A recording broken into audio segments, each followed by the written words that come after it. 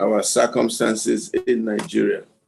And if you want to talk about a man who, if you like, has been around the block, a man who has been through many highs and lows, situations and challenges in the political firmament of this great country, you'll be talking about our guest today. He is an engineer by training, and a graduate of the great Ahmadu Bello University. He hails from Gashua in Yobe State, and he participated in the 1994-1995 Constitutional Conference. He was also a Director General of the Nigerian Maritime Authority between 1996 and 1998. He was National Secretary of the Congress for Progressive Change, CPC, the party that our President, Muhammadu Buhari, originally belonged to, and the one that merged with about 3 or 4 other parties or arms of other parties, including an arm of the PDP, an arm of the ANPP, and an arm of the ACN to form the APC.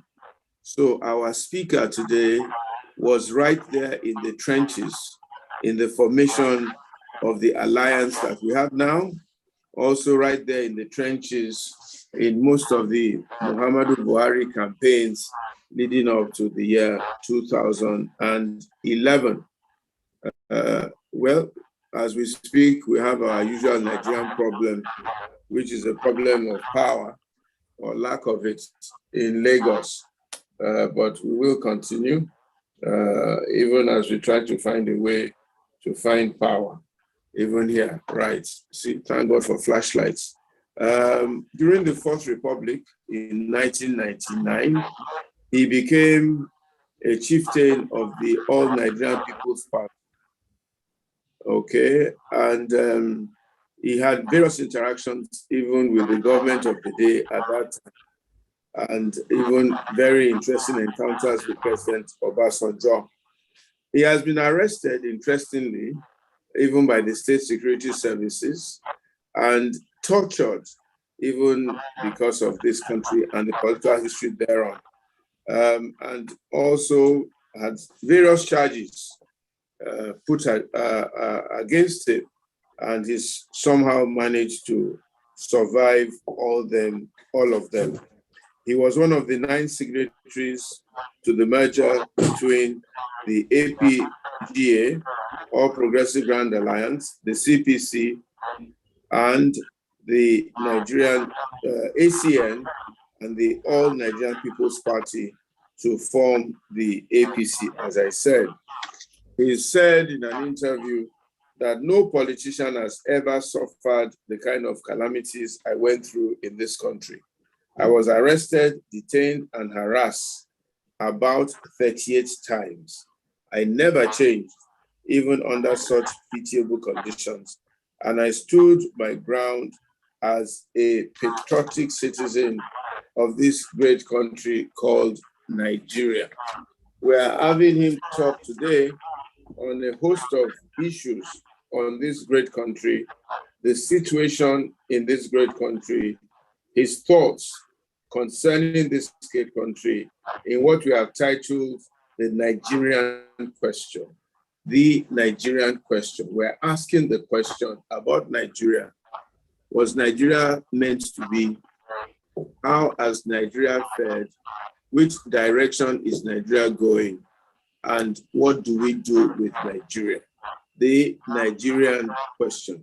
Please welcome with me today, well, I don't know how he would like to be addressed, Chief Dr. Prophet Professor Alhaji Pastor Buba Galadima. He can choose whichever one he likes, or simply Mr. Buba Galadima. My dear brother, I'm very, very delighted to see you, and I'm happy that you can be on the platform. And please, thank you for accepting our invitation. Also, my deep regards to, I don't know if it's Hajia or your daughter that's helping you on the platform, but she has a lovely voice. So please give her my warm compliments and thank her for helping you here. Alaji, I don't know, maybe you'll tell me how best you like to be addressed. Let us start from the middle. You said no politician has ever suffered the kind of calamities I went through. I was arrested, detained, and harassed about 38 times.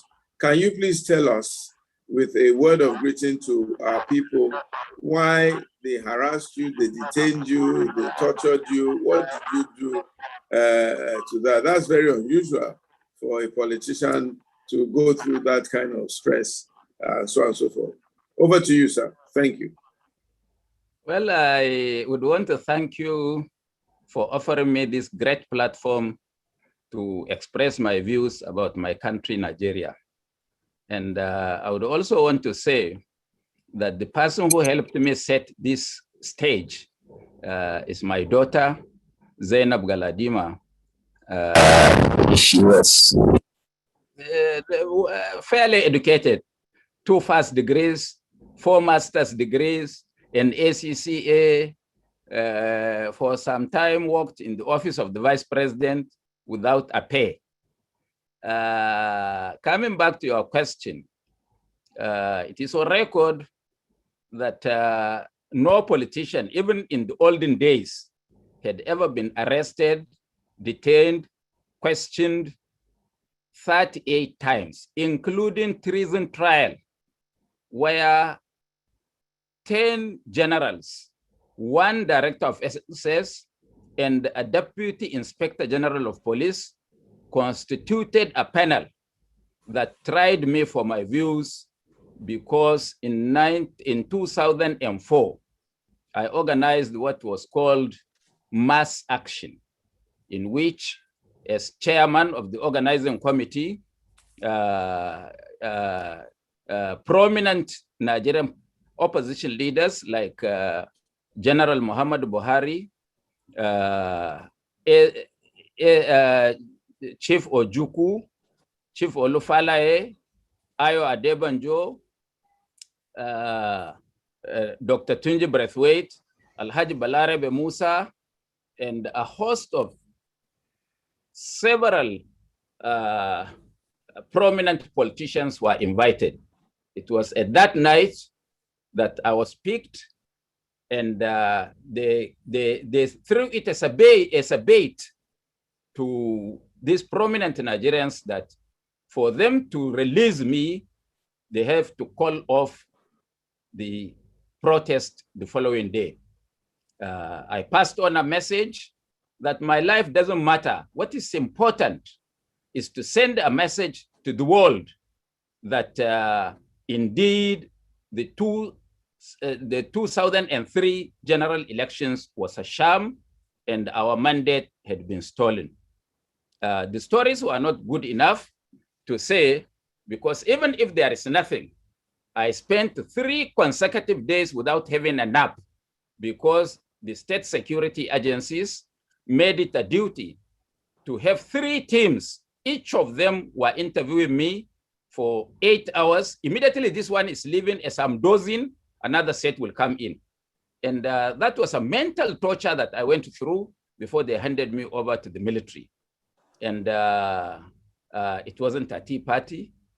Anybody who has got a strong views like I do would definitely suffer in the hands of the oppressor. You know, the strength of the oppressor lies in the collaboration of the few oppressed. If not, the oppressor himself cannot have a strength, because he's only an ordinary person like most of us.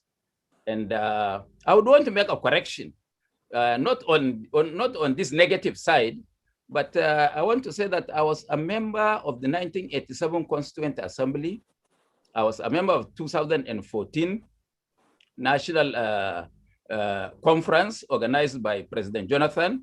And I had been the national youth leader of the MPN at a very, very tender and young age.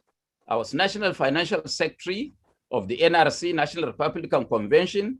Of course, one of the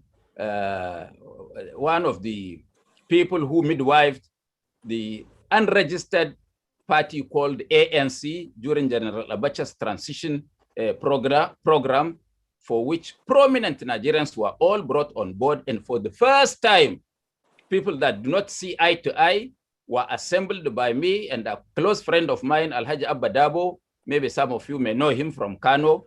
And we were also promoters, and not only promoters, established the APP, which later metamorphosed to the AMPP. And of course, the story about CPC cannot be written by anybody without mentioning our contribution and initiatives. So for me, it's a good pleasure that one has gone through life at this, and I have not yet changed. I'm still the same Buba Galadima that people knew, and I would want to be remembered as Buba Galadima, one resilient and perseverant human being who worked on the sons of this great country, Nigeria, and would ever live and want to see it persevere as one strong, indivisible country where everybody would be everybody's keeper. And these are my thoughts for life. And I wish I could see in my lifetime a free, fair, transparent, and level playing ground for elections in our country. Okay, thank you very much, sir. So I take it that you believe in the indivisibility of Nigeria, because right now in Nigeria, can you hear me? Right now in Nigeria, there's a lot of clamor for restructuring. There's quite a bit of rain. We can't hear you properly, Pastor. There's a bit of rain and storm in Lagos, so I'll be trying to shout so that you can hear me. That's why there's a background, okay? There's a clamor for restructuring. There's a clamor for division of Nigeria. The IPOB are saying they want to declare the Republic of Biafra. The Odua people are saying they want to go one way or the other, and so on and so forth. I have two questions for you. Why are these people asking for this division, and are they right in asking for it? And what do you think we should do, and what is the situation right now as far as you are concerned? Well, I consider these things as normal political jabbings by people who exercise their civic responsibility and their freedom of speech under the Constitution, as guaranteed by the Constitution of the Federal Republic of Nigeria. That is one. Two, those who ask for the division of Nigeria, or even those who are promoting restructuring, are people that I consider feel excluded, feel not wanted. Therefore, they are trying to send a point home. They are trying to tell the world, or tell us, other Nigerians, that look, things are not going the way we would want it to be. Therefore, the best solution for all this is good governance, leaders with large hearts, leaders with foresight that can make everybody feel happy, that accommodate every Nigerian, their feelings and their prospects and their wahala. Unless we do have restructure, it doesn't matter how much we even dissolve the country, we may never find an uhuru or a solution to the problems of mankind as we are resident in this part of the world. So for this, my advocacy is completely based on good governance. If people don't feel excluded, I don't think they would call for either restructuring because their feelings have been accommodated effectively, or ask for dissolution of the country because they felt that they are not key players in the Nigerian project. Thank you very much, sir. There's two thoughts And there's a thought that feels that there's a very strong northern domination of Nigeria. They even narrow it down to Hausa Fulani domination of this country and taking control of most of the political assets and power of this country. And there's a grand plan to perpetuate that. I would like to know your thoughts on that, and also your thoughts on the effects of colonialism and what the colonial masters intended when they put Nigeria together and when they granted us independence. Well, let me say that a lot of theories were being bandied around by several Nigerians. And I look at it as lack of information, lack of knowledge about our country. Take me, for example. My name is Buba. I come from the northernmost flank of this country, yet I'm not Hausa, yet I am not Fulani, but I am a Muslim. So most Nigerians, for example, in other parts of the country, wouldn't even know who is Hausa, who is Fulani. Once you have a Muslim name, they put you all together as Hausa Fulani. We are not. We are not. And when we speak, for example, just yesterday, I was going through a social media platform, and the person was accusing this government of Fulanizing Nigeria, and started naming, look, Buratai, Baba Ganamonguno, this and that, as tagging them as Hausa or Fulani people, which they are not. Buratai is a sub-tribe of the Kanuri tribe.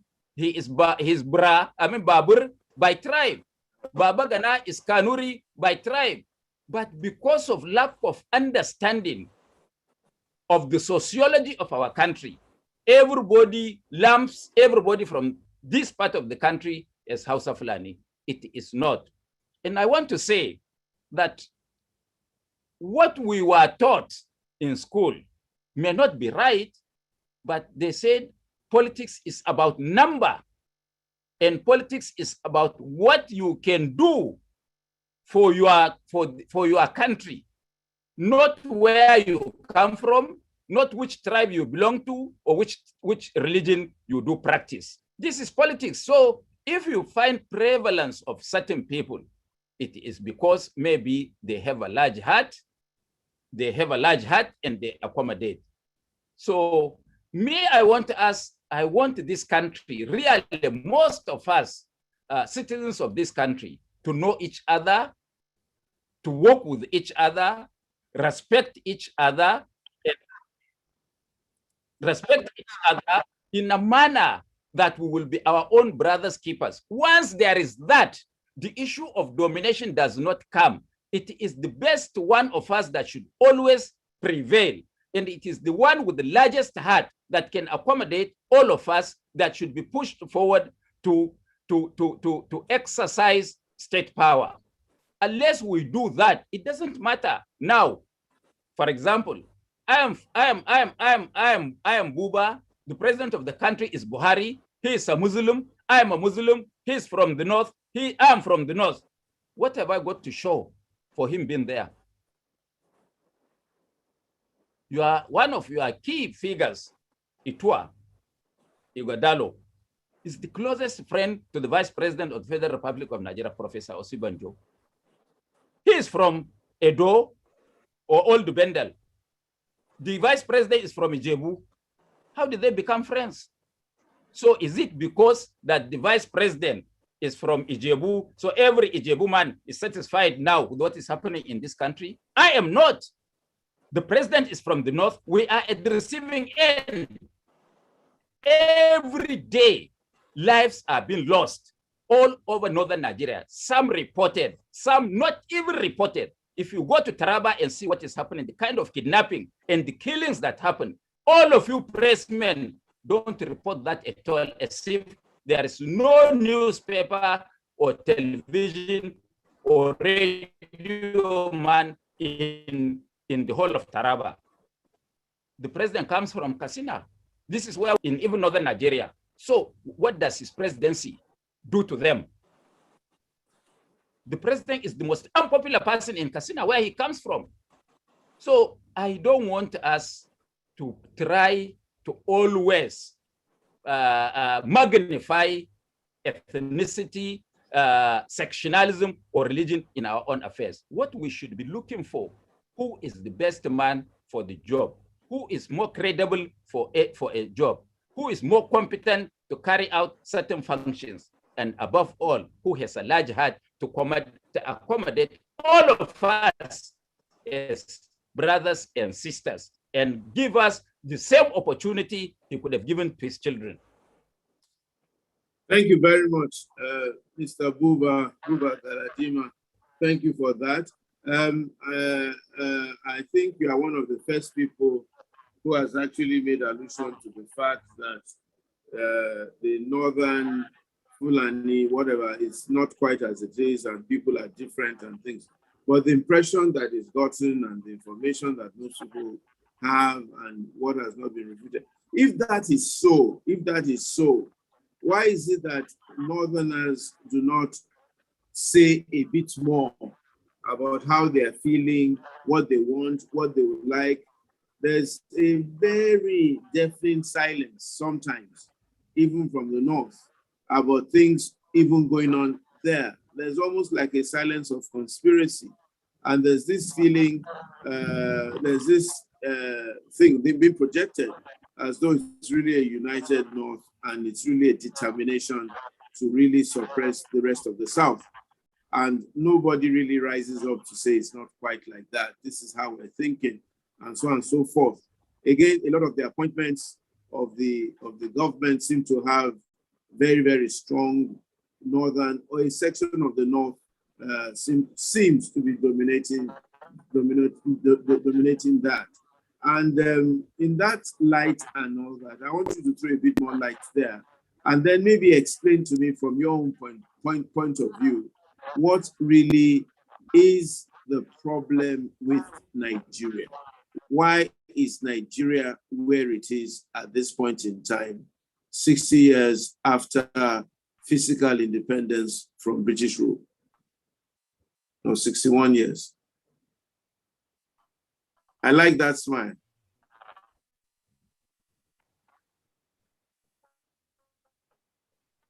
Did you hear me, sir?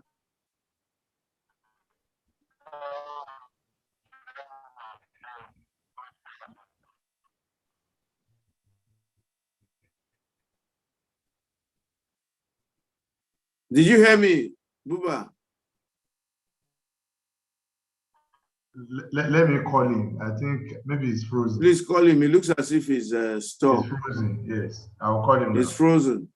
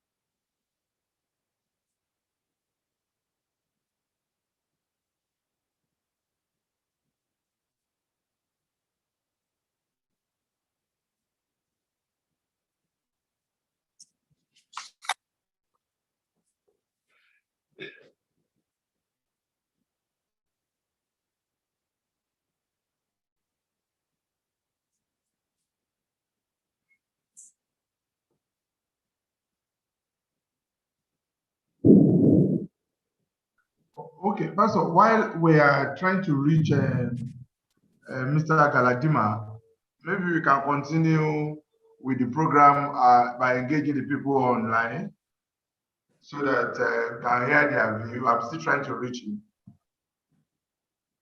so that we won't just keep the platform idle. Thank you, sir.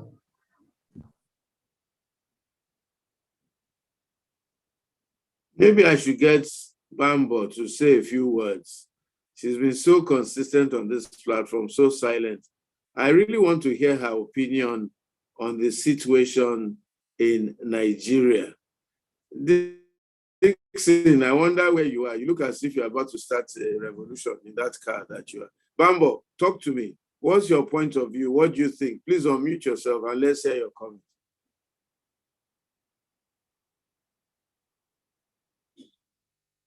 Think about yeah, go ahead. Go ahead. Think about what now? About Nigeria? Yes, about Nigeria. You've been so consistent. You have this passion for Nigeria. I want to hear your opinion. What can we do to solve Nigeria's problems? Well, it's taking me, I would say that, well, I have been so emotional about the whole thing. And I left home a few years ago.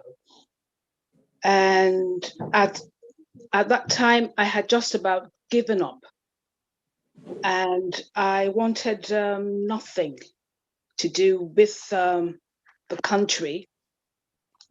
And, but over the years, well, it was actually NSAS that got me thinking again.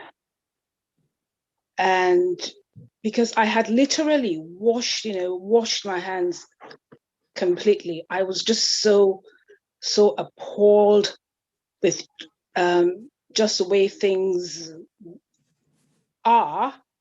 And it's been going on for just too long, way too long. And I just believe that, well, the people get the leaders they deserve.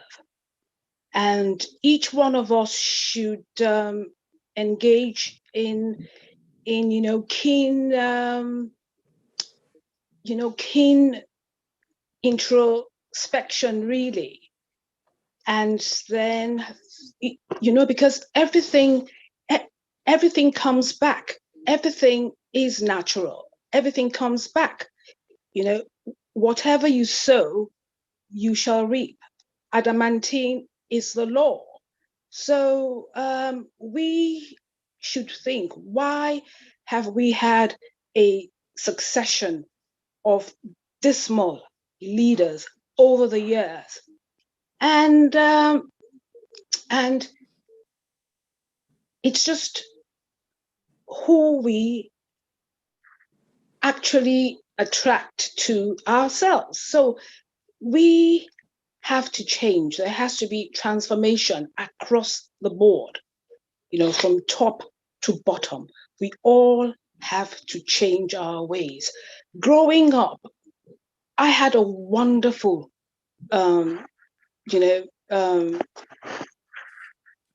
childhood. Things were not like this. And I apologized, to my nieces and nephews, and I apologized to my son, that things were not like this. So there has to be transformation, and it has to begin with the people first. We just have to change our thinking, and that comes from a change deep within each one of us, in our inmost beings, our spirits, and that is the true essence of who we are.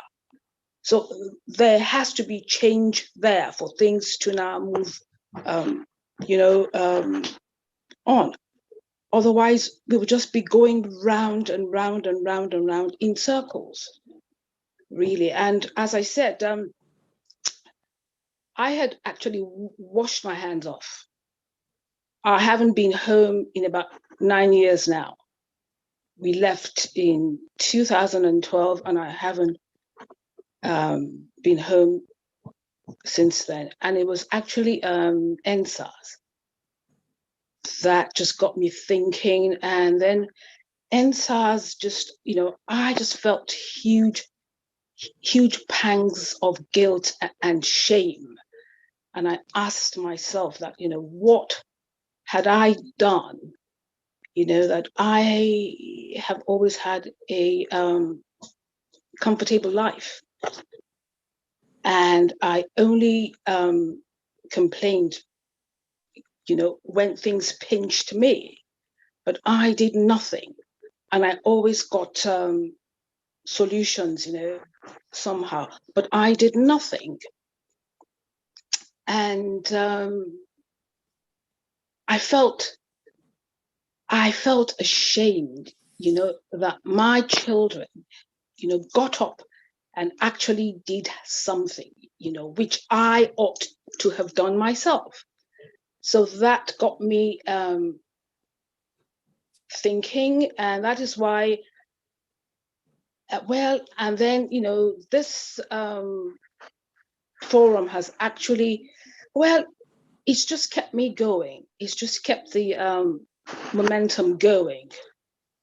And I want to see that change. But sometimes I just ask, can we really do this thing? Because it is massive and it is daunting. And I find that every Thursday after the meetings, I actually struggle.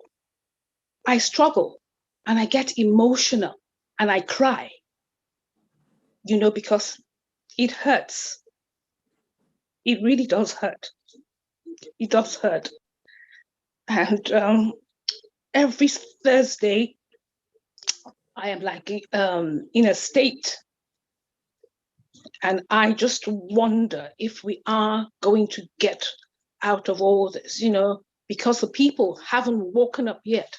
Generally, they have not woken up yet. They haven't woken up yet. So, so what I just do is just, raise my eyes seekingly upwards, and then, just keep going. And I have said, if I can just change one person at a time, starting with my household, right? Starting with people around me, that is something. And, one day at a time, but it does hurt. That I think that's something. I think that really is something. And I really like to encourage you to try and change one person, or if possible, more than one person at a time.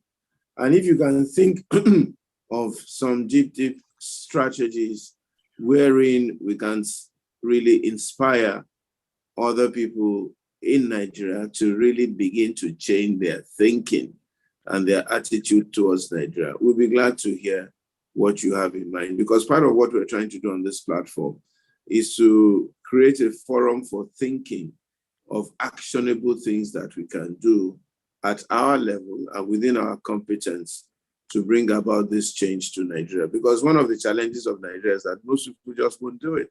And everybody wants somebody else to do it. But I have decided that I will do something, and I will try and do something to bring some kind of change. And I agree with you that it's almost all of us that need some kind of mental and psychological and thinking in our change. Change from deep within first. Yeah, I agree. Because, your spirit is your real ego. That is your true essence. And the change has to come from there, from deep within you. So my challenge,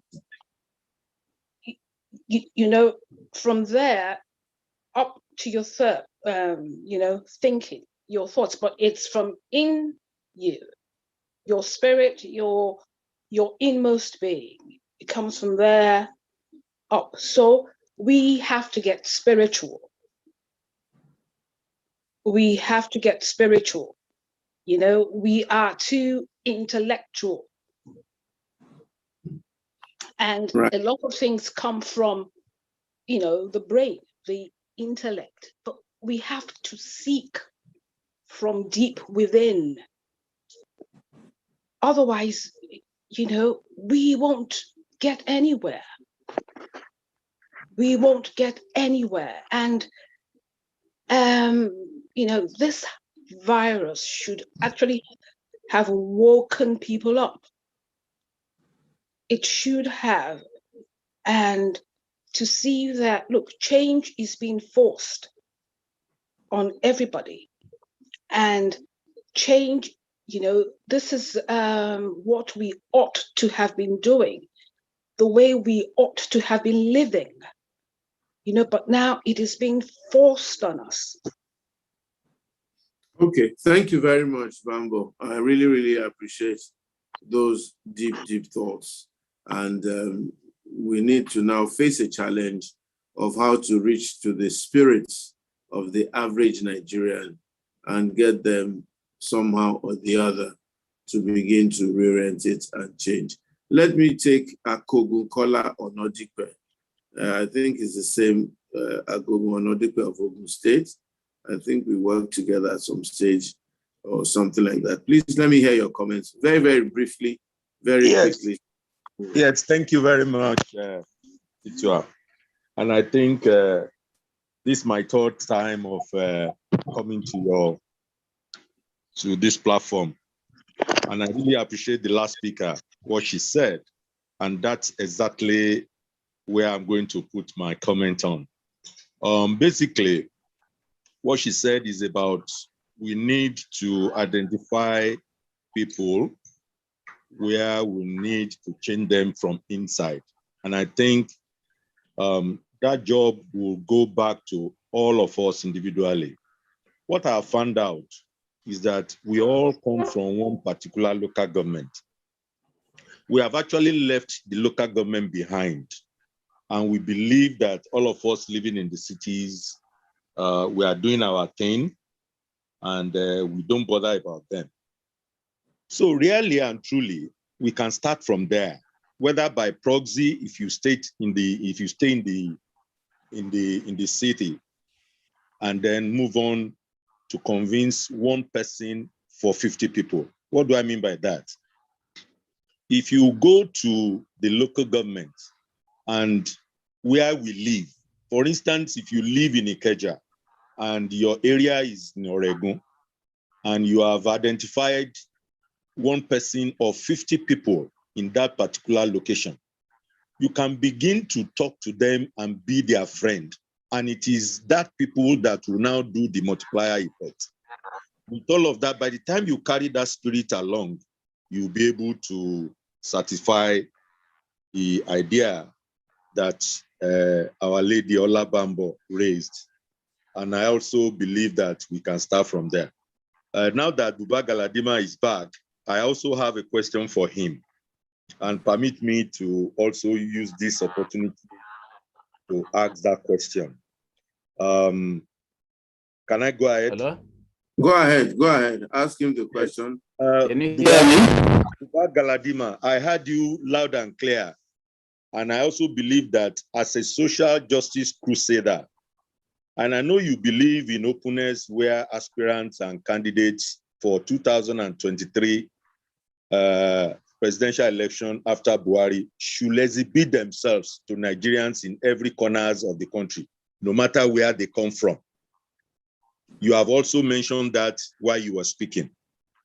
If 6 candidates, each one from respective geographical zone in the country, expresses their interest for the position and all of them meet your criteria and performance index, as explained earlier, and as a social justice crusader who also believe in equity and fair play within the current political narratives of people in Southeast, Southwest, and South-South in that order, where will you teach your interest and advocacy counseling for other crusaders to align to? That is my question for Engineer Buba Galadima. Hello? Engineer Galadima, did you hear that question? Yes, I heard him. Yeah. I heard my friend Kola Onadipe.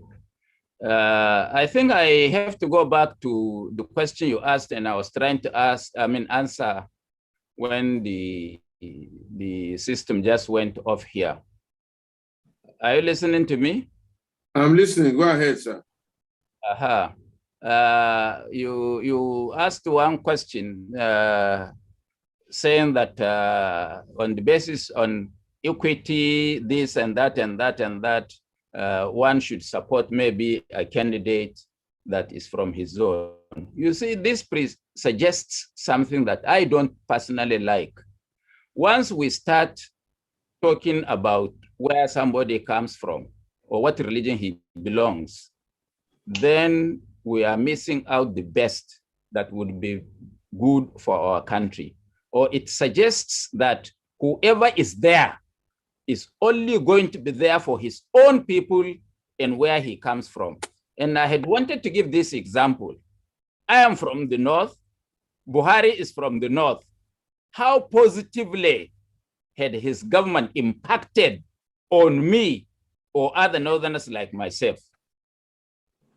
And unless we believe that when we put our own, he's only going to be there for us, then there is no need for where the man comes from.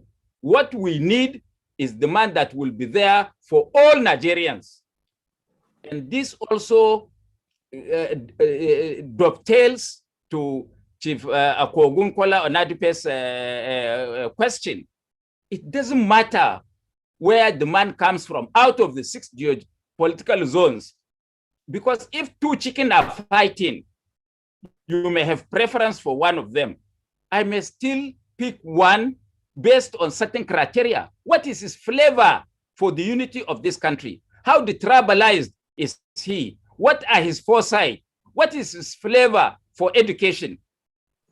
Does he have a large heart that can accommodate me and other Nigerians? If the answer is yes, why not? Because we have tested people from our own areas of what benefit are they to us. We have the greatest problem today in this part of the country. Yobe, Borno, not even reported. Several people are being killed. There are areas where security forces cannot go. Northwest, Katsina, where the president comes from, Zamfara, Sokoto, Niger, Kaduna, all these are no-go areas for civilian human beings. So of what benefits is the presidency now to these people? Unless we abandon this issue of the man must be related to me, that is when, because of fairness, I will choose him, not because of what he will do for the country. Nigeria will never progress. And in any country where there is progress and there is development, the issue had not been sectional feelings like religion or tribe. It is who is the best for the country, who is the best for that job, who can do that job is what we will be looking for. So as far as that is concerned, me, I have a standing position that I'm always looking for the best. It doesn't matter where the best comes from. I want to put a record. While we were in ABU in 1972, Isa Mohammed, former Minister of Water Resources, former chairman of UNCP, came from Argungu in Sokoto's northwestern state before. And he was contesting for the president's union position with Ibrahim Abba, a former executive director of the NNPC, from Borno, my own province. Yet I campaigned and installed Isa Mohammed because at that time, and as I am saying today, sorry he's late, he was the best at that time. So I was not beclouded by the issue of where the man comes from, but who can do that job. That has been my position. And when what is funny about us Nigerians is that when it suits us, we mention best practices in Europe, in America, in Canada, in this, in that. But if it does not suit us, we talk of conveniences. We must have one standing rule for everybody, and we must live by that. Are we looking for the best, or are we looking for sectional representation? If we are looking for sectional representation and we can address that and put it in our constitution, so be it. because that has now become our agreement. But as far as the Constitution gives leverage for any Nigerian without consideration to tribe, creed, or section can be voted for, then we have no, and it is the best, let Nigerians. And I said I wanted to give one example, which make me believe that up to now, we Nigerians do not know each other, we don't understand each other. A group of people came to me from Southeast and asked me to support Igbo presidency. They were led, I can say, by Okadike, Dr. Ezife. And when they finished all their narration, I looked at them straight into the face and told them, look, I'm not going to vote for an Igbo presidency. I'm not going to vote for an Igbo presidency. But I can vote for an Igbo man that wants to be the president of Nigeria if he satisfies all the criteria that I need. And I even gave them names. I said, because when you are asking for Igbo presidency, it is suspect because it looks like you only want to corner the presidency for Igbo people alone. I am not Igbo. So why should I vote for an Igbo presidency? And look, you people must put your acts together. Whenever it is time for politics, you come with forceful imposition of ideas on other Nigerians. That makes you suspect. That is why other Nigerians run away from you. Promote your best. And I want to report today before the world that that interaction I had under the mango tree with Dr. Ezife and his group has now put to rest the issue or the mention of Igbo presidency. Have you been hearing people of Igbo extraction now talking about Igbo presidency? They can talk about an Igbo man wanting to be the president of Nigeria, but not Igbo presidency, because they didn't understand. These are issues that when they raise, they make other Nigerians fearful of their intentions. And I had a lot to say that, look, you may not have it as you want in 2023, because now you are talking of Biafra, you are also talking of Nigeria. Are we going to vote for an Igbo man to create Biafra, or we are voting for an Igbo man to be the president of Nigeria? These are questions that you must bear your mind with your brothers. Irrespective of their feelings, I want to report to the world that my admonition of them on Igbo presidency has not been dropped. In the last 6 months, I have not seen one Igbo man that came out to say, I want an Igbo presidency. But an Igbo man is qualified to be president of Nigeria, taking all other you take all other consideration into being. So it is because we don't understand each other, we don't have feelings for each other. That is why we do certain things out of ignorance.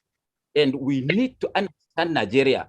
And the noble program that General Gowon introduced, which I personally fought in 1972, the NYSC could have been a proper vehicle of integrating Nigeria, because you get you get an Efik man, you get an Urobo man, or you get an Ekiti man, or you get a Kanuri man serving in other parts of Nigeria. By that one, they understand our country.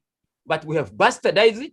Our children, when they are posted, for example, to a Yoruba man posted to Maiduguri, or Igbo man posted to Sokoto, they will come and change and take the children back to their areas. Or me, that I served in Port Harcourt and got married in Rivers State.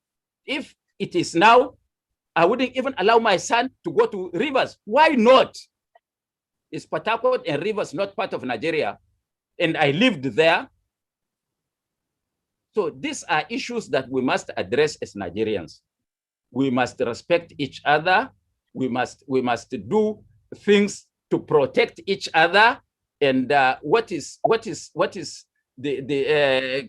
important is that we must have leaders with foresight, leaders with plan, leaders that have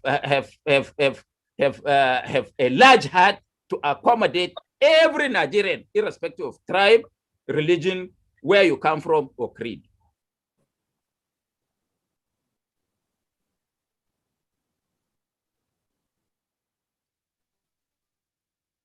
Can you hear me? Yeah, we can hear you. Yes. Thank you very much for that response. Pastor, are you there? I can see a couple of other people are raising their hands.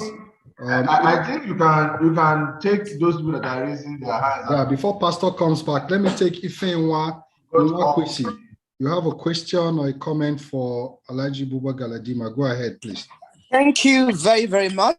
Yeah. Alhaji Buba Galadima, I'm sure you remember me, Dr. Ifeanyi Kwesi. You are an amazing, amazing man. And I want to tell every Nigerian, this is the sort of leaders we need in this country. This is the sort of leaders we need in this country. My conversation is around the fact that in this country, we do not actually have leaders. We have men and women that are. Am I muted? Okay. No, okay. I'm not muted. We can hear you. Is everyone hearing me? Yes, we can hear you. What I am saying, Pastor Itwa, I am back again. What I'm saying, ladies and gentlemen, is that in this country, we have people that perceive themselves as leaders, yet they do not have the attributes. They do not have the quality of leadership. If we're going to get the Nigerian situation right, we have to go back to the basics of retraining almost everyone in Nigeria, starting from childhood. We need to teach our citizens, like the lady that had spoken earlier on was talking about, the growth mindset. If you're going to go to war, you need to prepare to go to war. You don't go to war unprepared. If you get there, you're not going to succeed. So, Alhaji Buba Galadima, I've heard you correctly, but the leaders we have in this country do not have the qualities of leadership. And by the way, we are all leaders in our spheres. I'm talking about the elites. What are the elites doing for this society? What are we doing with our monies that are in different bank accounts? And people in the rural areas are suffering. There is poverty in the land. So I'm saying that everyone should begin a growth mindset, work on yourself so you can get to a stage of self-actualization and a stage of self-transcendence where you're no longer concerned about your nuclear family alone, amassing illegal wealth for your nuclear family, but thinking about how you can impact. Pastor Itwa, after this today, I'm going to call you for a very powerful conversation. Buba Galadima, I liked what you did for me at Nimasa. You did so much for us. You never asked for a kobo. And I think you are the right Nigerian we're looking for. Thank you very much for this time. Thank you. All right. Thank you very much. Sorry for all the technological hitches here and there. And I thank you for continuing the conversation. Buba, let me ask two questions and get a significant member of the CPC, and you help us what we now call the APC. Question one, did you all think that Judiciary was the best person to lead Nigeria because you promoted him as presidential candidate for CPC and APC for a long time? Question number two, what do you think the APC is now going to do towards 2023? And question number three, what do you think the PDP is going to do towards 2023? And what should we expect from either of or both these political parties? Thank you. Well, Mr. Adekule, let me say quickly that you don't read the man's heart by the construction of his face. A lot of Nigerians believed that General Buhari would be the person that will put this country aright. Unfortunately, we didn't get what we bargained for. Let me leave it at that. The APC for 2023 have got their own problems. I don't think they can ever come out of it in one piece. They cannot come out of it in one piece. Same ditto goes for the PDP. In fact, if the PDP is not lucky, they might even not be in a position to present any candidate for the 2023 elections because of the manner they removed their national chairman, Secondus, because of somebody's personal ego. They have to throw him out. If I were a prominent member of the party, I could have allowed them to ask Secondus to continue in his office up to the end of December. Because now, if Secondus goes to the Supreme Court, there is a likelihood that at the wrong hour, the Supreme Court can throw a judgment that can throw a spanner into the wheels of the PDP. Because the Supreme Court used to have one word: cogent and verifiable reason. There isn't any cogent and verifiable reason for removing Secondus as national chairman of the party at all, because he has not been given the privilege to defend himself. No committee was set to try him, and nor was he taken to the National Executive Council neck of the party, which is the only body with the authority to remove any officer or any member of the party. So the Supreme Court, if we are not lucky, can come up at the wrong hour when PDP would be helpless to throw them. But these two parties, all the two of them, have got common denominator from my research. What is this denominator in PDP and APC? They don't have the word called justice in their dictionary at all. They are not even just to themselves, let to other Nigerians. Therefore, for me, it looks like Nigerians should start looking inward or outward to look for an alternative based on justice. That alternative must be built on the foundation of justice to members of the platform and to other Nigerians. God can now help them. Two, that we should stop forming political parties as we used to do, business as usual. We will give you water, we will give you electricity, we will give you road. No. Members of that group must sit down and pick Nigeria's issues: unity, security, economy, employment, and look at them one by one, address them, and find out what are the problems, what are the solutions. And whosoever wants to run on this new platform must be a person that should subscribe to fight for that, even if it needs constitutional amendment, such that, for example, look, the governors has taken over these parties. Who are they? Are the governors better than you and me? Anybody in Nigeria can be a governor. I know some of them who didn't go to secondary school. They are governors today. So why do they think they have a monopoly of wisdom, that it is them that should determine who should be House of Assembly member, rep member, even councillor, or even president? Please, we must find a political party that is going to be supreme, that can try the governors. When in the MPN, when there is a party function, the president, Alhaji Shehu Shagari, comes first, sits and wait for Chief Adisa Akiloye. When Akiloye comes last, the president will stand out to go and welcome him and bow down, welcome Mr. Chairman. And then Akiloye will sit before Shagari sits. When we were in the NRC, I was National Financial Secretary. We have 12 National Executive Committee officers. When there is a party function, we sit in front, and all the 16 governors of the NRC sit behind us. That is party supremacy. Now it is the supremacy of the office of the governor. He is the leader. The president is the leader of the party at national level. They are not in there, because such a thing does not exist in the Constitution of Nigeria or even in the Constitution of the political parties. So for me, APC and PDP may likely all crumble before 2023 under their own injustice and under their own weight.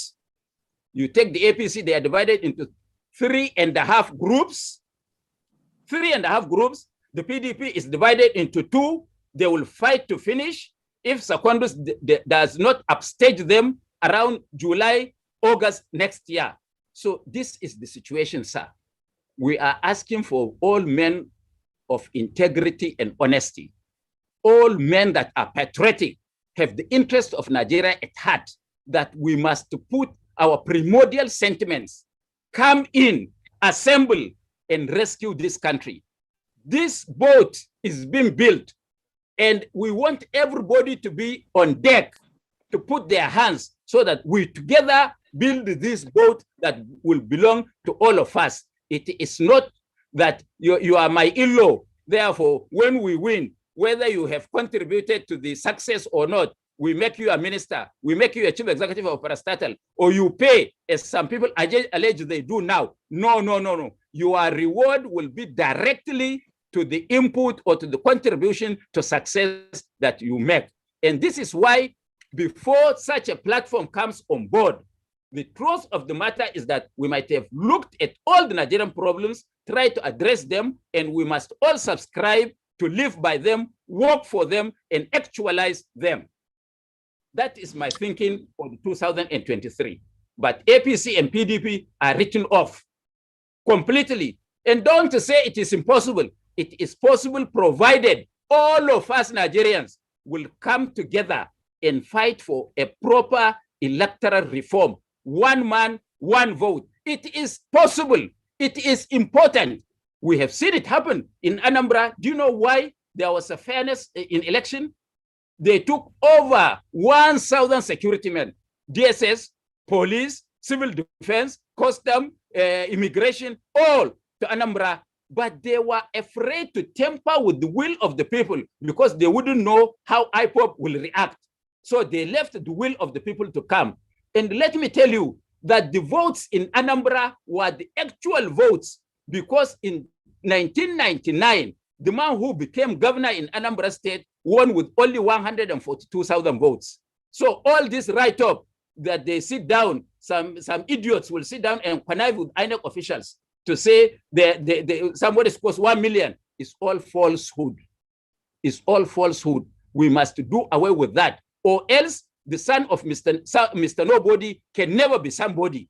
They will only be recycling power among themselves. It may not be in your interest. It may not be in my own interest, because we have no godfathers. I have only God, not godfather. So, and secondly, the mode of primaries that will throw up candidates. Now they said it's a direct primary. I am, as I speak to you, I was the architect of direct primary because we wanted to return power to the people. Unfortunately, the people are the enemies of themselves. When we tried that, we were supposed to win 14 states. We lost all because the government sent in thugs at that time to disrupt our queues, and we ended up in having no candidate. And the Nasarawa that we won was in our category 4 of success. And suddenly we picked it just alone from nowhere. So even the electronic voting, it cannot be electronic alone, because I was one of those that fought for the enthronement of card reader, having gone to Ghana to understudy their political system under Professor Ofari Gang, who was the chairman of the Electoral Commission for 23 years in Ghana. And when you go to his office, you only find a buzu with his wife cooking tea. You say, where is the INEC man of their equivalent? He will tell you, go up, right, left, you find the man's office. Until you enter his office and find his secretary, you will not see anybody on the corridor. Here you go to INEC. It is like Gulf War, that there are over 200 policemen, armed policemen, to the teeth. What are they afraid of? If you are doing justice, do you think I'm afraid of what I'm saying? I walk alone and drive alone in Abuja because I believe that what I do is right and just. If you want to kill me for that, you do that. So what I am saying is that we should not allow electronic voting alone. We citizens must come together. If we allow it like that, they will use technology to shortchange all of us. So there must be a combination of technology and the use of paper so that if there is a dispute, there is a fallback position. And this is why direct primaries has got consequences. You can queue up 200,000 of you. Some 10 stupid idiots will come and start shooting guns. They will disperse all of you, and they can write the name of the person they want, and there would be no evidence to fall back on. I want Nigerians to take my advice, and I wish I can have a platform to explain direct primaries and use of electronic voting. It may be counterproductive. It is not, if it is not properly done and put in place.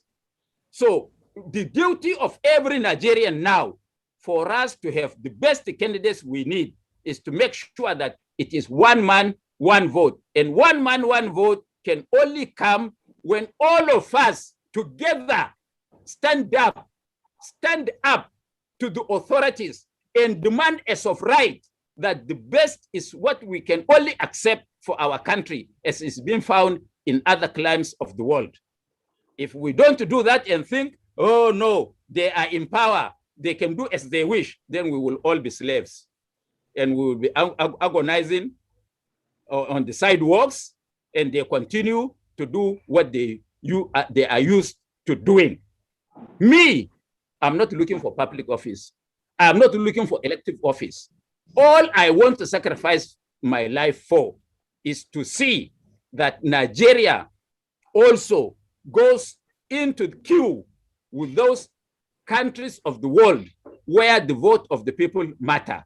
And I want to draw attention to three things happening in the world now, in Africa, not even in the world. Look at what is happening in Sudan. There was a military coup with all their guns and tanks. The Sudanese people said, impossible, it can't hold. And the military never found their feet on the ground. That is one. In Ethiopia, Abiy Ahmed, 3 months ago, won election with 87%.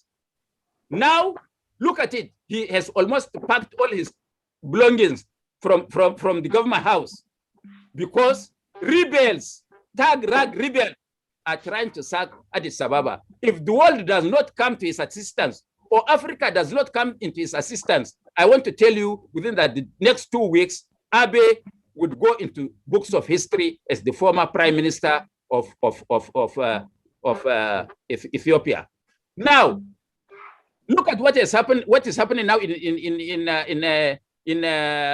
Tunisia? That is where the Arab Spring started and swept across the Middle East and other parts of the world. Now, the president took over power unilaterally in a manner like a military coup, and the citizens are now resisting his authoritarian rule. And I said in the beginning of this program that unless that the oppressor only relies on collaborators of the oppressed to show his strength, he is only one person. So all of us cannot fold our arms because we are afraid of those in power and in authority and not demand the best for our own country. Thank you very much, Engineer Buba Galadima. I'm going to be taking some questions very soon. I see a few hands up, and people have heard you, found you very, very engaging, and so on and so forth. But I want you to just elucidate a little bit, as quickly as you can, on your thoughts towards 2023. I hear you say that you think there should be what they call and describe as a third force, another political party to emerge with principles and policies.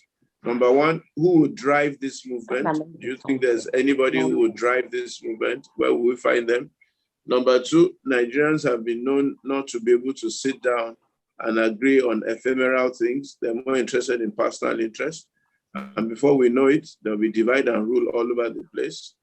One person will be offered a contract, ministerial appointment, this and that, and they will throw away the apple cart, and that unity will not be able to be ascertained. Number three, you will need money. You need a bit of funding for this thing. And if you are not careful, another money bag like Buba Galadima will hijack the party. will hijack the party and drive innocent people like Ichwa Ighodalo away, and now say that it is his great grandfather's party from Yobe, and this and that and that.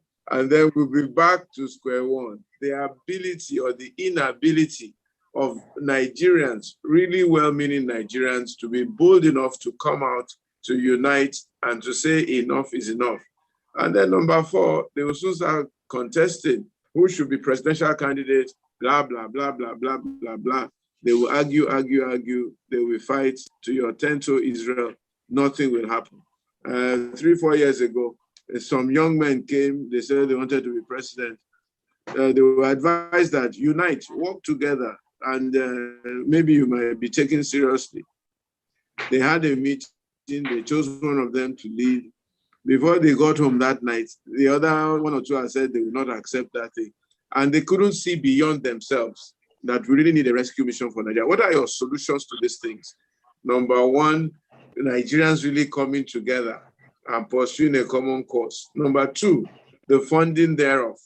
Number 3, the 5th columnist thing that this PDP, APC do. They will pick one person, give him a ministerial appointment, blah, blah, blah, blah, blah, blah, blah. And then number 4, who do you think within the firmament of Nigeria, as you see Nigeria, will be a worthy presidential Can you hear candidate? me? Yeah, I can hear you. Can you hear me? Yes, I can hear you. But I can hear you. Yes. So do you want to take on those questions? You remember all in 2-3 sentences address your fears. Yes. First, man of God, Itwa. Yes, yes. Engineer of God, I want to tell you of my grandparents' adage. Every day is for the thief. But one day is for the owner. Maybe the time has come for Nigerians to come together. And the issue, hello? Yes, sir. And the issue of funding does not even arise. What we need is logistics. We don't need to buy. If we are buying somebody's conscience, it means we are also going there to steal. We don't need that. We've seen some people who did politics without money. And I know of somebody in this, for example, in this part of the country. Hello? Yeah, go ahead. Please mute. If you are not speaking, please mute your microphone. Please. Take your microphone and mute your microphone. Sonny, I don't know who it is. Go ahead, sir. Can I continue? Continue. Go ahead. Can I continue? Yes, yes, we can hear you. Go ahead. So I said, I know somebody in this part of the country. He's one of the most prominent politicians with the largest support. He doesn't give 1 penny because the people who support him know that when he gets there, they are also there. Those we give money to buy their conscience to vote for us. When we get there, they also know that they cannot be there because we have already paid them. 3, all these disagreements when people win primaries or win election, they shout, is because the system is not transparent and just. When they know that everything was done on an open field, and they know that they've been defeated squarely, they were not shortchanged. Let me tell you that Nigerians can accept defeat. But let's get the parameters of conducting the primaries right and the elections right, so that whoever loses, he knows that he lost squarely. He would have nothing to say. So all this noise that they make and they don't agree is because they suspect that the processes have not been transparent. And once you conceive that it is not transparent, then you would raise an eyebrow. This is the situation. I want to tell you that Nigerians are the easiest people to govern. Easiest. I ran a parastatal. those who are stealing, once they know that I was not stealing, they stopped. But if they know that you as a leader is stealing or helping yourself or helping your in-laws or helping your friends or helping your relatives, then they will also steal as much as they can lay their hands on. So we are looking for the best of Nigerians, patriotic Nigerians, who will put their self-interest behind them and put the country in their front. Once we get that, and once we can come out, and I want to tell you, we will, and we are not afraid to say it. They know when my branch of the APC, RAPC, came out and entered into an agreement with the PDP. We said we were going to defeat the APC. Nobody believed us, but I can swear by the Quran that if those votes were counted, the PDP had won the 2019 elections. I continue to say it. I can swear by the Quran, but they used their position to take over. That is what is no more going to be acceptable. Nigerians are now becoming more aware. Have you heard that some governors in 3 states of the Federation were stoned last week and they picked race? I don't want to mention them. And some of them are the most powerful governors from some of the richest and most powerful states. Those governors people thought were untouchable. Governor or president, they are all Nigerians. They only have a resilient instrument of power today in their hands. Remain how many months? 18 months for them to be ex this. Why should I fear anybody? And they should know, in every government house, when the governor sits in his office, behind him, there are at least 10 other people who are governors. And they forgot they are treating their predecessors as lepers. They don't know that when they get out there, they get out in the next 18 months, they will be worse than that. Everything that you do to somebody, whatever goes, must come back. This is what Nigerians should think. That's why when you have an opportunity, do it to the best of your ability with honesty, integrity, and truthfulness. Thank you very much, sir. I will call you and we will meet very soon. I believe you're in Abuja, sir. Yes, sir. All right. Yes, but I'm coming with the Bible to preach to me well, so that I can be prosperous also. I'm going to preach to you, and God will give you breakthrough. And when you get the breakthrough, you know who you give your tithes to. So I'm coming to preach to you. So Kunle Ajisebu, to my longtime friend. How are you, Pastor? Please ask a question. Good to see you. Good to see you, Pastor. And Engineer Buba, you are very engaging. I enjoy the presentation. And I know that that pastor thing that pastor was trying to put on you will not fly.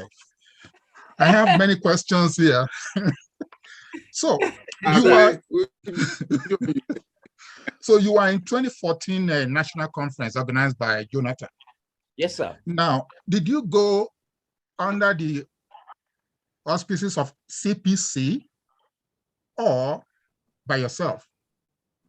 No, I came by myself, and the Jonathan's government rejected me from Yobe State. Okay. Because they know my antecedents. Mm-hmm. They know that what they assembled the conference for, does not go with my known views. Okay. So, and there was a big tug of war and press war until they fixed me back into the conference, and I didn't fail my constituency. Okay, so now, because you didn't go as a CPC, I wouldn't go further with the next question. So I'll just drop that. Now, you mentioned that all this agitation, if we have good governance and we have a leader with foresight, we have a leader with large heart. and a leader that is inclusive of everybody, that wouldn't have all this agitation we have in the country. Hello? Yeah. Hello? Can you hear Hello? me? Can you hear me? Yeah, it's cracking. Okay. Okay, I'm going to say it again. Can you hear me now? Okay. You mentioned good governance, foresight, leader with foresight. Yes. A leader with a large heart. Yes. A leader that brings everybody together. Yes, sir. Now, did you believe Buhari had that in 2014?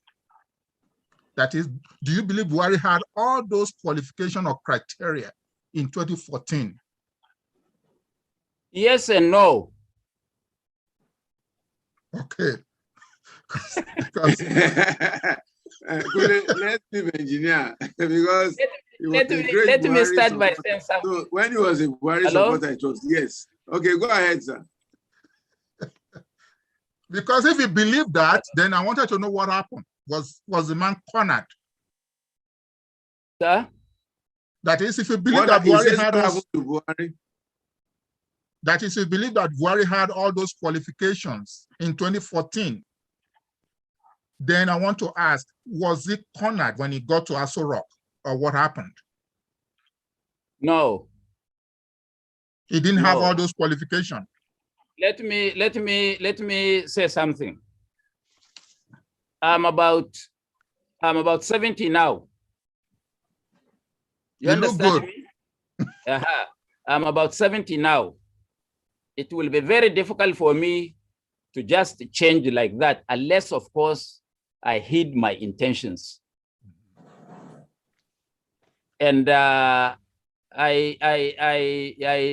what happened to Buhari is that those who brought him to power, not those later day converts, those who brought him into politics, nurtured him, assembled the human beings around 15 million, around 12.5 million around him, were the people with ideas, because the leader doesn't need to have all the qualities. All the leader needs to do is the ability to assemble the best for the general good of the country.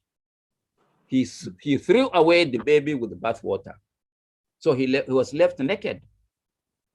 So people who have not contributed anything came and they became praise singers.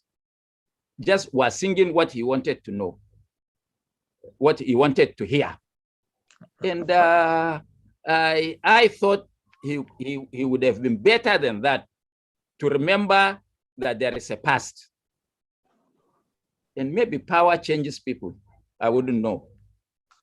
We never thought it would be this bad. It was a disappointment. Okay. My next question. No. Let somebody else. Let's take on somebody else. Okay. Please. Okay, thank you. I have a lot of questions for him. Maybe you send it to the platform, we'll send it to him. Otherwise, okay, we won't give other. So Zainab, okay. Can you, there's an iPhone, Zainab's iPhone, please. Yes. Let us see your good evening. Can you hear me? We can hear you, Zainab. Good evening. My name is Buba Galadima. It's more of a question and a contribution as well. I'm thinking, because he said that Nigerians are probably contributing or are the enemies of themselves, because if they come together, they would be able to defeat, bad leaders and stuff. But what if Nigerians come together? There is something that we're failing to address. The perks of being in office. Absolute power corrupts, absolutely, as they say. But sometimes it just defines who you are. And when you look at office holders, they are so engrossed in what they meet in the office that they really do not want to come out, and then they, act anyhow. And what can we do to curb that, so that, office will be less attractive for people? Only the people that mean well, the people that want Nigeria to progress would be able to occupy offices. And then we probably would have better governance. We will have progress, development, and maybe we will address all these issues that that is affecting us. Thank you, Zainab. Well, you want me to comment on this also? Please go ahead. Yeah? Yes. You see, it's because all of us in this country haven't got a national policy and national roadmap.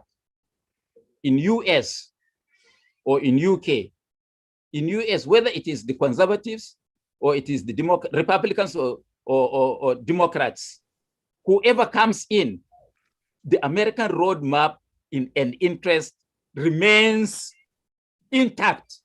You cannot cross. Look at how Biden won election with over 2 million votes ahead of Donald Trump. Today, look at how he's running down because of the economy. So there is no dogmatism. It is the American interest that is paramount. In UK, whether it is Labour or it is the Conservatives, the roadmap for the interest of United Kingdom is the same. We don't have such a roadmap. And this is why everybody gets there to help himself, to help his people, to help those that are close to him. This is the narratives we have to change. And it is the people that must stand up to do that. And I am praying to God that we may have one leader who will come that, look, I want to do one term, but I want to show that Nigerians can rule without self-interest. I'm praying whether we could have that. And this is why I'm wasting my 24 hours of the day trying to talk to people on the need to come together and build a country, not for myself, but for our children and grandchildren. Our own is, we are almost at the boarding gate. So as far as I'm concerned, power corrupts absolutely because there is no roadmap for what to do.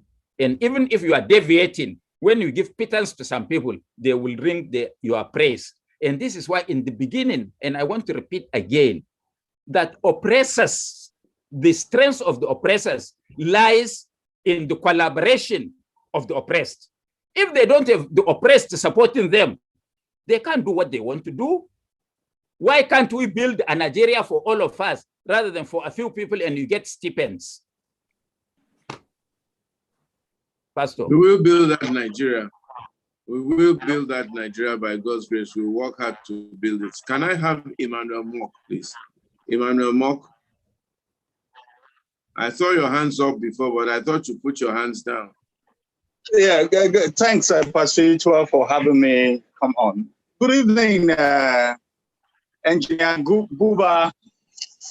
You know me quite well. I used to be the national chairman of National Transformation Party. We have been around together. It's a pleasure to see you, and I have always respected your opinion. Now, I just want to make some comments on some of the things, and one of them is when you said that that it does not matter what region produces the next president. I want to say it matters. Nigeria is a very big country. In fact, Nigeria to me is like five countries in one. The Yorubas alone are more than 50 million. There are very few countries with 50 million people. The Igbos alone are more than 50 million. The Hausa, Fulani, and Kanuri that are the core Muslim now are more than 50 million. The Middle Belt, when you combine all the Middle Belt nations, if care is not taken, are more than 60 million people. The South Side cannot be less than 30 or 25 million. These are very, very large people and countries. And our forefathers decided, and even we ourselves decided, that it is best for justice to have a kind of quota system, a kind of federal character system in representation. And there's no way, if you remember the 2012, 2013, you especially, with CPC, then ACN, and then when it evolved to new PDP and the other groups, the fight, even you, I believe, supported that fight, that it was the turn of the North to produce the next president. So at this point in time, it would be bad blood if after power has come to the South and gone to the Southwest, power has gone to the North and gone to the Northwest, And now it's the turn of coming back to the South to now say no, unless it goes all round. The truth of the matter is, you must come to the table with clean hands and with equity. And if we do that, we help create a balanced playing field for Nigeria. That's the beginning of us moving forward together. There's no way that the Southeast cannot produce for us 10 credible people. And as it is, they have already brought out 3, Peter Obi, Kingsley Moghalu, and Mazi Nnamdi Kanu, and Mazi Samuel Wabunwa. Of these 3 people, there's none of us in this country that will say we cannot get one person that will rule this country well. What Nigeria needs is for its elite to first look at the issues confronting this country and agree that at the base of it is justice. And then 2 is integrity. I agree with all other matters that if we seek people who would not go out to serve themselves, who will not play politics with the interests of Nigeria, then we'll move forward. But I want to firmly say that as long as we trivialize justice, Nigeria will not be able to stand on a firm ground. Thank you. All right. Buba, do you want to well, if you want, I can say something. I can say something if you want. Hello? Yeah. Go ahead, yes. It's your let me start. Can I continue? Pastor? Go ahead, please. Go ahead. Go ahead. I want to quickly say that I understand the sentiments. Yes. I appreciate the emotions being just expressed. But I could have turned the question the other way around. There is no country in the world that have succeeded in building a political stability with the kind of suggestions that the last speaker has just made. The countries that have developed all over the world, take China. China is 20 times the size of Nigeria and 10, 12 times the population of Nigeria. For China, the man who matters is the man that will deliver on the development of the Chinese people and the China country. Not that Chinese don't have different religions, not that Chinese don't have different tribes or linguistics differences. They do have, but they are always looking for their best, and their best is one for all of them. He was working for all of them. The US had several presidents in history. They have never voted a president based on where he comes from or based on his ethnic background or with descendants of British, Irish, Italian, or Greece, or German. They voted a president that is best for their own country. And in Nigeria here, we have seen that MKO Abiola with the Kingibe, both Muslims, almost won elections in Nigeria, except they were just not pronounced. And for those who don't understand, Abiola won in Tofa's polling booth. Abiola won in Tofa's ward, in his local government, and in Kano State, where Tofa comes from. Why did Abiola won that election?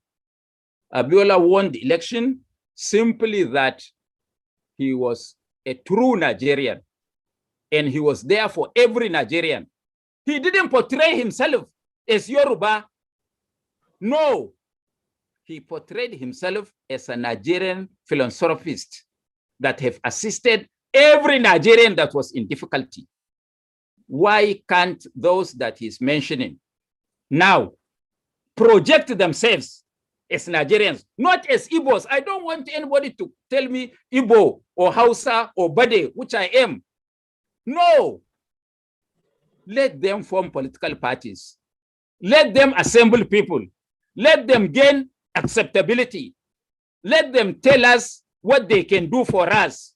Let them tell us their pedigree while in public office.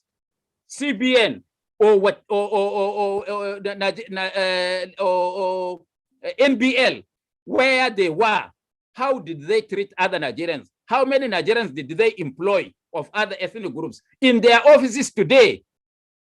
Who and who, which tribes do we find?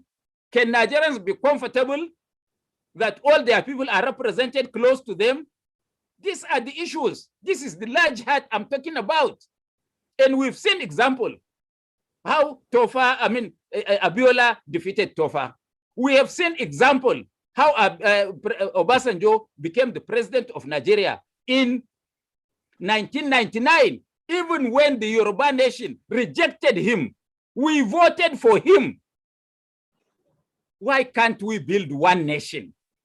If an elite like us having this discourse and somebody is mentioning tribe, mentioning where you come from, then I'm at a loss whether I belong to this Nigeria that I hope to see before I die.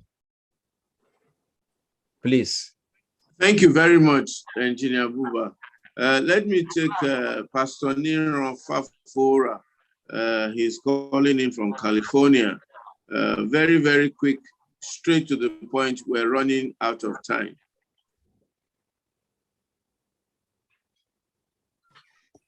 Please unmute yourself. Thank you, Pastor. A few days ago, I heard and I saw on the television the collapse of 21-story building. And that disturbed me a lot. For 3 days, I couldn't sleep. And I was wondering, is that a problem of politicians? So the point I'm trying to make is this: if you have the righteous person in Nassau Rock, and surrounded by millions of unrighteous persons, that person will be an unrighteous leader. And I'm not a politician, but we are operated from in leading people is from the church. And you'll be amazed to know that most of the organizations, many of the spiritual churches, professional bodies, they are microcosm of Nigeria itself. The kind of politics that go on in churches these days is unimaginable. So what am I trying to say to us? I still maintain that everybody should go to his or her base, whether it's professional or church or politics and everything, and be the best of you can and speak truth to leadership. Speak truth to leadership. So that is the issue. A number of problems we keep on saying politicians, but politicians are operating the way they are operating because we allow them at every level. I mean, like Zainab said, now, how can somebody who did not go to school become a governor in a state? What is the pedigree? What are the qualifications? Where are you coming from? But we allow all this because of personal self-interest. So I want to appeal to those of us, all of us on this platform. Don't leave it to politicians alone. Go back to your word. Do what is right. Speak truth to leadership. Particularly those of us in the South, speak to your church leaders. Speak to your church leaders. Say no to some of these things they are doing. That's what I do here. And I'm doing it all over the place. And God is helping me. I'm still very much alive. I'm 70 and I'm going to be born at 90 in the mighty name of Jesus. So that is my advice to all of us. Let us focus on ourselves, on our groups, on our family. And then we'll be able to control the politicians. Thank you, Pastor, for the opportunity. Thank you very much. I think that was more of a comment than a question. Eitemi Tyre, you have a question very quickly. Yes, sir, I do. Good evening, Alhaji Galadima. I want to take us back to the issue of restructuring you were talking about earlier. I want to know what restructuring means to you. Do you even believe in it? I asked this question because when you were talking earlier, sir, you didn't sound as if you believe that restructuring is one of the issues, or lack of restructuring is one of the issues that Nigeria faces at the moment. And do you believe that a united Nigeria can work without being restructured? Well, hello? Yes. Go ahead. I just want to say something quickly. Restructuring, I heard severally about what it meant in 1987 during the Constituent Assembly, 1994 Constitutional Conference, and 2014. And none of the participants was able to give me one definition of restructuring. As far as the Southeast is concerned, restructuring means they should be given a shot at the presidency. To the South-South, restructuring means that they hold on to their resources. To the Southwest, it was even an amorphous issue. So I all feel that this is all due to lack of good governance and exclusion. Because when you look at the issues, we were 3 regions, we became 4, we became 12, we became 19. Now we are 36 plus Abuja 37. And we know that the architect of state creation was Chief Obafemi Awolowo. He was the architect of state creation. And when you look deep into his thoughts, he was using it in order to access political power by dividing other regions. And when you look at the issue of unitary system of government, it is the Southeast, because it was General Ogui Ironsi, as supported by Professor Nwabweze, that canceled states creation and brought unitary system of government. Then the issue of structured 4 regions, 3 regions, 4 regions was the Sardauna of Sokoto. So we can't eat our cake and have it. Today we say this. If it does not, if it does not benefit us, we move to another one.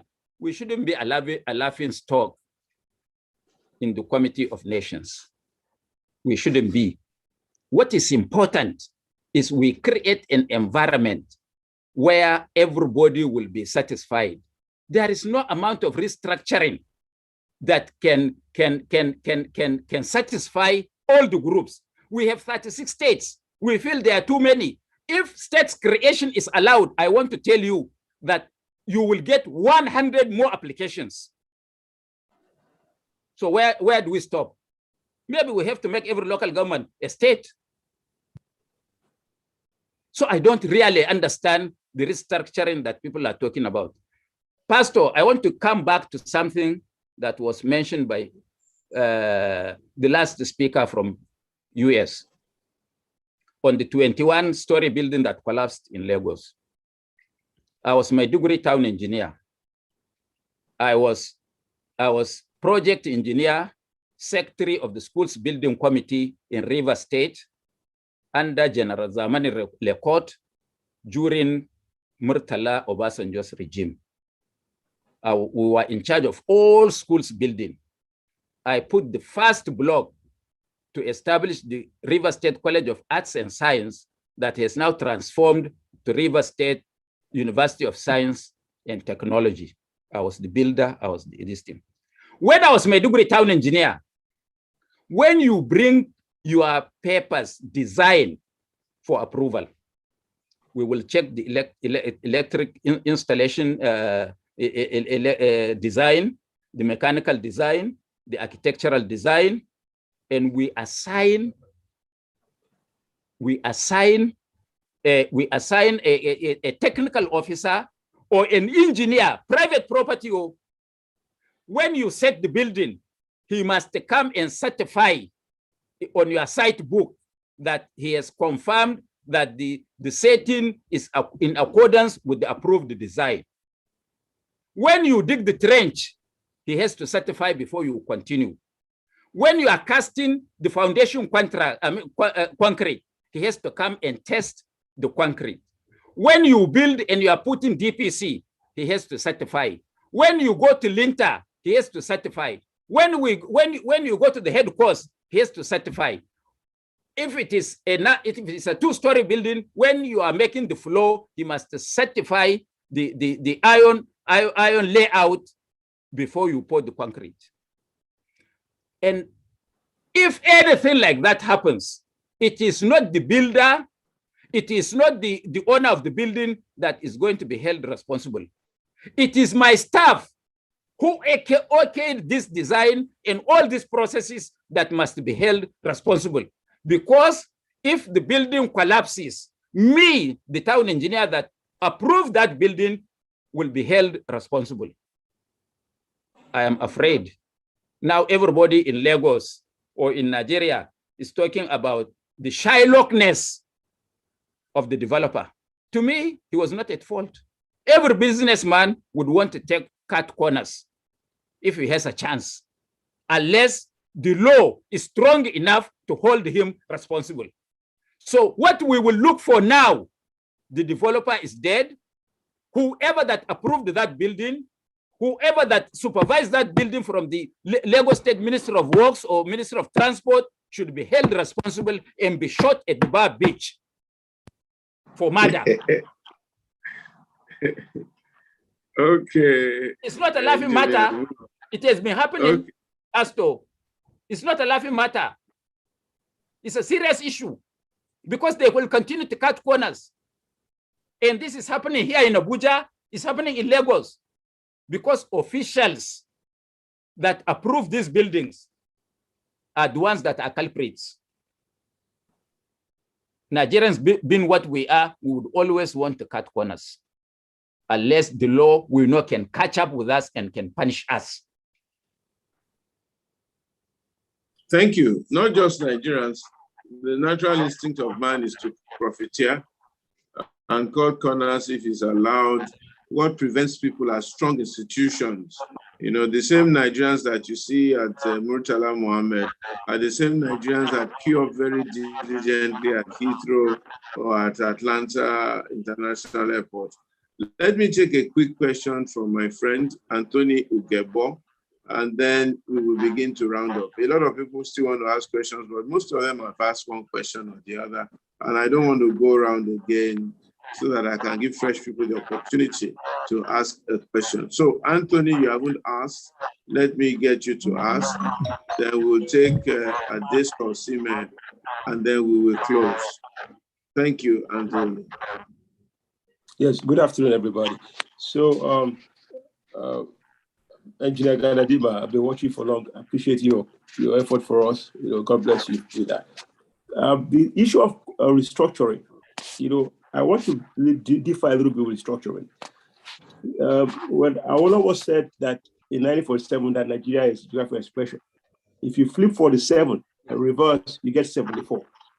If you add 74 to 47, you get 2021. All right. So he's been right all the time. The point he was trying to make is that we are like different nations, like somebody said before. So restructuring is not about, you know, one person saying you must come to me or that. No, it's respecting the different civilizations in Nigeria. That is missing in the conversation in the Nigerian political space. That means that each group should be allowed to try the best they can because we're not all on the same plane. We're not, unless we want to deceive ourselves.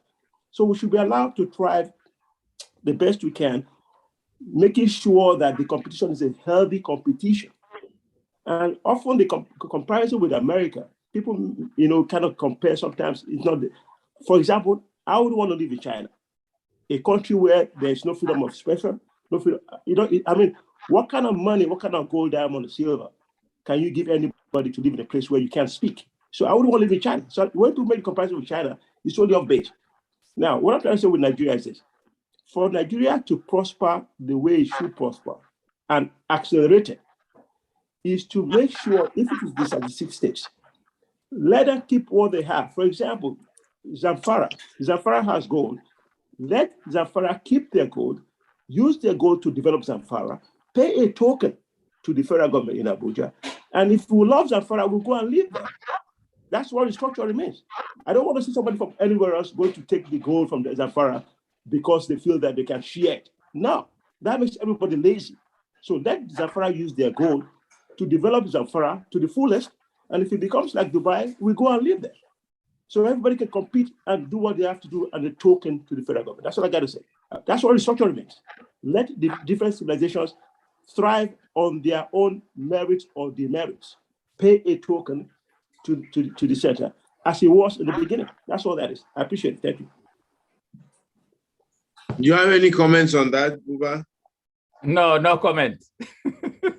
Yeah, I think what he's saying is part of what I agree that, you know, there's so, you see, part of the problem with Nigeria today is that the law, the federal law, is so stifling and so limiting that it does not encourage the harvesting of mineral resources, especially in Nigeria. You know, the share that the federal government wants to control and take over is unbearable.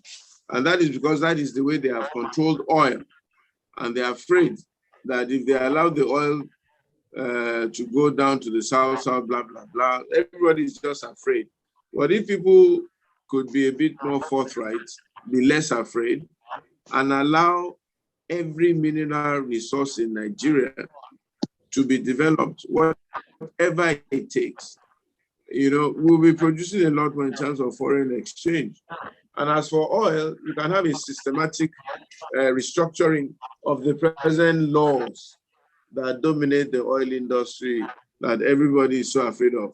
And that is what makes all these state governors go to Abuja every month, share fact, and then go back to their state and spend it. Because they are not encouraged to develop their own resource. And the oil belongs to all of us. So we must all share it. And until it dies, we don't stop sharing it. But let everybody go back and develop whatever resource that they have, put a small portion to the federal, and do whatever they like with their citizens with the balance, and just ensure that there's employment, there's economic activity, there's development in Nigeria. This is what it was in the regions where cocoa belonged to the west, cotton belonged to the north, palm kernel and rubber and things like that belonged to the southeast or to the east. And everybody did what they could with their resource and contributed to the federal. This is basically the argument in terms of restructuring. But the law changed largely because of oil and gas. And that law has stifled regionalization in development. Anyway, let's just take one or two more questions. And I really will have to let His Excellency Buba Galadima go. We will have him back because there are one or two things he said he wants to talk about. And we really must find an answer to this question. I think the real summary is for us to begin a sincere leadership search in Nigeria for a competent and true Nigeria to be part of this Nigerian question, and then unite behind that person or that group of people and shut out people who are chasing after Nigerian leadership for personal interest. I think that's a simple summary of what we want to do, and we must find a way to do it and insist that it must be done. So let me take three people together. Engineer, you will answer all of them at once, and then we will close. Tade McHenry, I've never heard your voice before, and that's what I want to hear. Adeso Osime, I don't think you've spoken on this platform before. I want to hear your voice. And because she's my auntie, oh, there's a Dr. Adeji Famuide, okay. And then Professor Mrs. Grange, she used to be a leader in Nigeria, Minister of the Federal Republic. Let's just hear quick comments from the four, and then you will answer, and we'll take your closing remarks. In your closing remarks, engineer, I want you to tell me clearly what we're going to do to turn Nigeria around and what you will do if you were president of the Federal Republic of Nigeria. Thank you.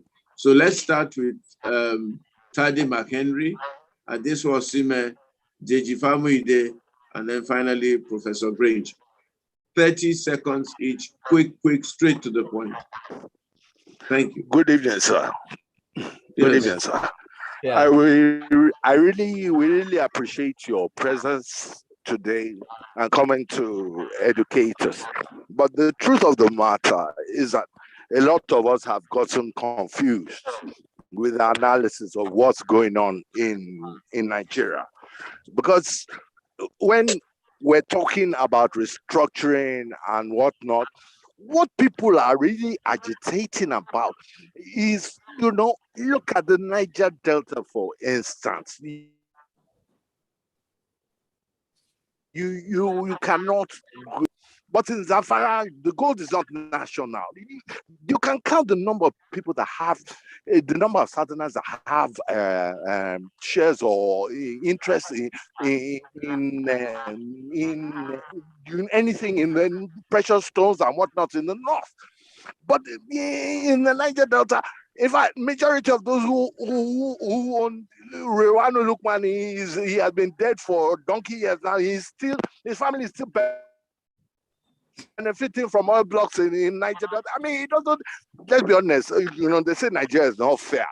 And that if you're expecting fairness in Nigeria, just wasting. But let's be honest, if we want equity and fairness, like what our national anthem and the national pledge says, we have to just turn around. We cannot continue this cat and mouse game that we're playing, because we're all just playing games. Thank you very much. Thank you very much, Mr. McHenry. Very quickly, Adeso Steven. We're just playing games. Cat and mouse games. Adeswa, unmute yourself. Are you ready? Otherwise, Mr. Dejifamu, please. Thank you very much, sir. Engineer Galadima. Thank you for this one. After Mr. Famide, you ask your question. Famide, please go Thank ahead. you. Okay. Yeah. Thank you for sharing the information you've shared with us, but I'll make this quick. Economic challenges has allowed our self leader to explore our people in every way possible. How do you think this can help us to shape a direction of their polity in the next coming election? Thank you very much. Adeswa. Yes, can you hear me now? Yes, we can hear you. Okay, mine is more of a comment, not a question. What His Excellency said about the punishment, that's the rule of law. We need a situation where people need to sit up. You need to have a situation where if you do something wrong, there should be a punishment for it. And it should apply above board. Nobody should be above board. It should apply from the highest to the lowest. If we don't have that discipline, things will not work. This is why people go abroad and they queue up, they do the right thing. So we need to start that in Nigeria. That is the only discipline people would understand, and they would take hands off some of the things they're doing. It will reduce, and eventually we can bring it to a stop. Thank you. That's all I have to say. All right. Thank you very much. Professor Grange, please. Yes. Thank you very much, Buba Galadima. When it comes to governance, we really have three parties here: the executive, the legislature, and the judiciary. But we always get stuck on the executive. Can you please say something about how the legislature can act as a check and balance against the executive, so that the executive does not get away with murder? Thank you. Yeah.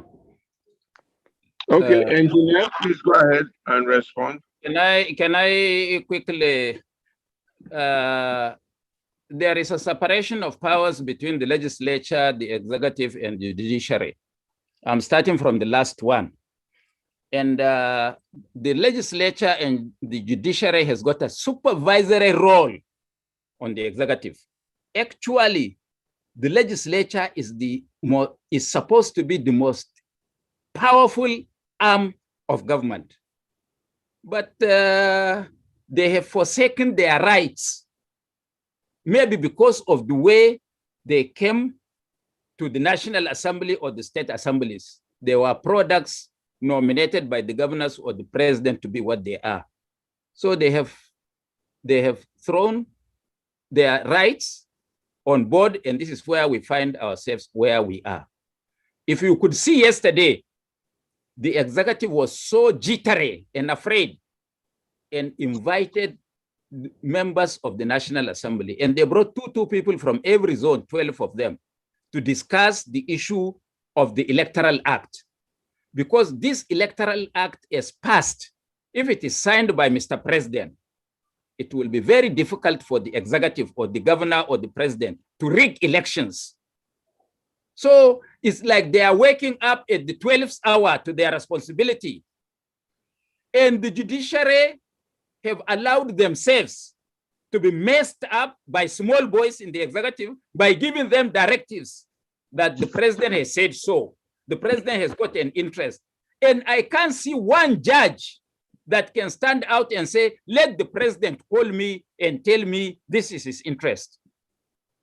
So as far as the separation of powers is not strengthened, and as far as we don't elect people of courage, patriotism, honesty, and bravery as members of the legislature, the executive will continue to go to commit murder and escape free. That is my take on this. Thank you. Thank you. On the issue of what are we going to do in 2023, I have already laid a roadmap of how we Nigerians must come together to see that we face our oppressors head on. They are not, the president is our servant. The governors are our servants. We elected them. They are not our rulers. And we can have the opportunity to remove them when the time comes. Why can't we once and for all do what can be good for the people of this country, including this my little grandson that is trying to push himself into this conversation? Why can't we do that? Why can't we do that? That is the issue before us. Now, on the issue of restructuring, you see, I had attended so many fora from 1987, I said, to date on this issue. Everybody has got his own views, but I want to plead with members of the African leadership group to get the Independence Constitution and the 1963 Constitution and really study them and go into the archives and get what every leader, our founding fathers, said before the enactment of those constitutions. Unless some of us now, because we've come of age, maybe we feel we are educated, we believed that those people never knew anything. I think they had done the best for this country. What is lacking is the will to do what is right, the will to be our own brothers' keepers, the will to respect each other. If I am a billionaire and Pastor Itua doesn't have 1 penny, I don't think I will sleep with my 2 eyes closed. If I am a man of God who believes in God, I should make sure that Pastor Ighodalo also have enough to eat, a roof over his head, and all the basic needs of life. That is when I can have peace. It's because we have stolen the commonwealth of the people. That is why there is insecurity all over the nation. That is why we are not at peace. That is why it doesn't matter how much we accumulated. We cannot sleep with our 2 eyes closed. Take me. I told you during this conversation that I drive myself in Abuja. I don't have a security man. At least 100 cars, and let anybody come and verify every day from morning till 3 a.m. in the night, enter my house and go out. It's open. And I live in a 2-bedroom house. When in 1975, I managed $500 million under my signature. I was a director of Delta Steel Company. I was a director of Ajakuta Steel Company, executive for that matter. I was Maiduguri town engineer. I was Maiduguri area engineer. I was a principal engineer in the Federal Ministry of Works. I was chairman of Nigerian Ranches, a joint venture between Brazil and Nigeria to develop livestock. And we had an equity contribution of 500 million US dollars by 1982 under my own instruction. I was a director of 2 banks. I was Director General of the National Maritime Authority. I was National Financial Secretary of the NRC. I was National Secretary of the CPC. Forget about my position in the APP, AMPP, and the rest of it. And yet, in Abuja, I can only rent a 2-bedroom house. Only 2-bedroom house. How many Nigerians can you bring like that? I was offered 3 times ministerial appointment. Twice by Jonathan and Eradua's government, I was offered the Minister of FCT. I didn't take. How many Nigerians could do that? And yet, I was on record to tell you that I'm not looking for public appointment, no elective office. My passion is to see Nigeria walk so that everybody will be above poverty line, not to have one man cornering the commonwealth of 100 million people and somebody is not sure of the next meal. That is what we should be talking about. That is the restructuring that we should be talking about, that every Nigerian must have a basic minimum, not selfishness.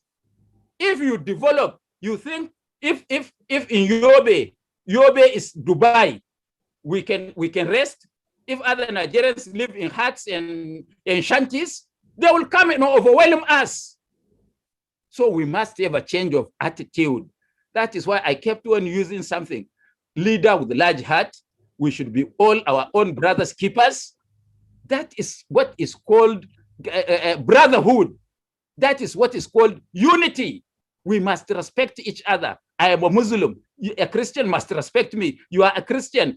I must respect you. That one is an atheist. We must respect his views because that is what the Constitution says. And whenever elections are approaching like this, you find people just throwing bombs around by talking big, denigrating other people. And those other people now withdraw to their cocoon that if we allow power to go, these ones will finish us. This is the fear we must address. So it is not an issue of right or wrong. It is the issue of what is best for all of us and what is best for our country. It is very difficult. It is very late in the day to say that Nigeria will disintegrate. I want to tell you, it is very late in the day. I know we've been talking. There was one part of the country where some people from other parts of the country were being slaughtered about 2-3 months ago. And I was almost spending 24 hours. Even when they post it in social media or people call me, I said, don't say that. Don't say that, because if the other people react, it means we will destroy our country. It is not good for us. We should be our own brothers' keepers. We should fight for what is best for all of us.